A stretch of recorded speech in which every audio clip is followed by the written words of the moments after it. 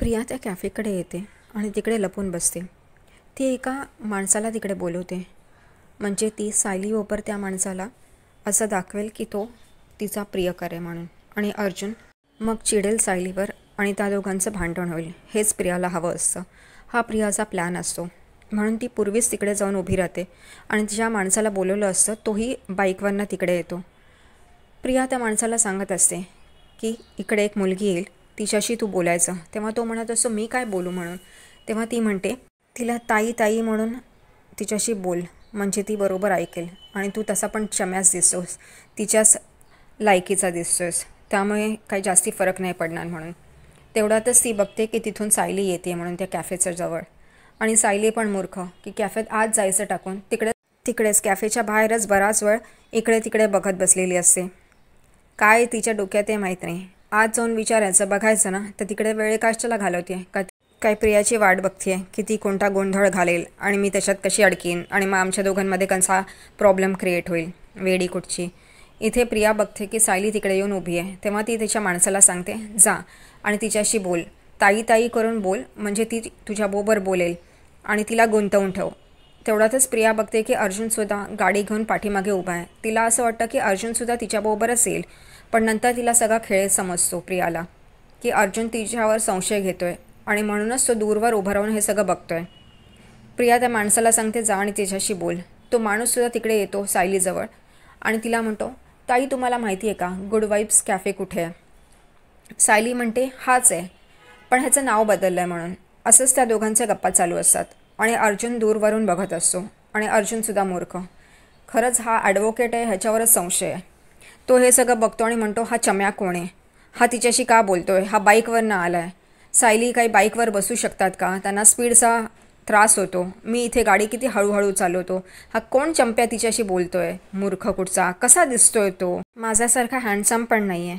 काय सायली पण करतायत, अजून कॉन्ट्रॅक्टमध्ये आहे आम्ही म्हणून मला जाऊन विचारता पण येत नाही आहे सरळ. म्हणून तो दूरवरूनच हे सगळं बघत असतो. इथे सायली आणि तो माणूस हसत खेळत गप्पा मारत असतात आणि हे बघून अर्जुनला त्रास होत असतो. शेवटी ते दोघंजणं आत जातात कॅफेच्या आणि अर्जुन बाहेर येऊन कॅफेच्या बाहेर उभा राहतो. सायली आत जाऊन बघते तर तिकडे लाऊड म्युझिक असतं आणि सगळेजणं टेबलावर बसलेले असतात. एक मॅनेजर येतो तिथून. तेव्हा सायली त्याला विचारते इथे जे का अगोदरच टेबल बुक करायचं असेल तर कोणाला विचारायचं. तर तो म्हणतो मला. तेव्हा ती म्हणते हे म्युझिक असं चालू असतं का. तर तो म्हणतो हो, तुम्हाला जसं हवं तसं आम्ही तुम्हाला हा म्युझिक करून देऊ. तेव्हा ती म्हणते नको काही नाही आणि ती तिथून निघून जाते आणि ती बाहेर येऊन परत थांबते. तेवढ्यातच तो मुलगा परत येतो. अर्जुन म्हणतो ही एकटीच आली आणि नंतर बघतो तर तो माणूस परत येतो तिच्याजवळ. तेव्हा सायली विचारते तुम्ही इकडे आलात, तुमचं काम झालं, इंटरव्ह्यू झाला. तर तो म्हणतो नाही, उद्यावर शिफ्ट झालं आहे म्हणून. तर सायली म्हणते अच्छा.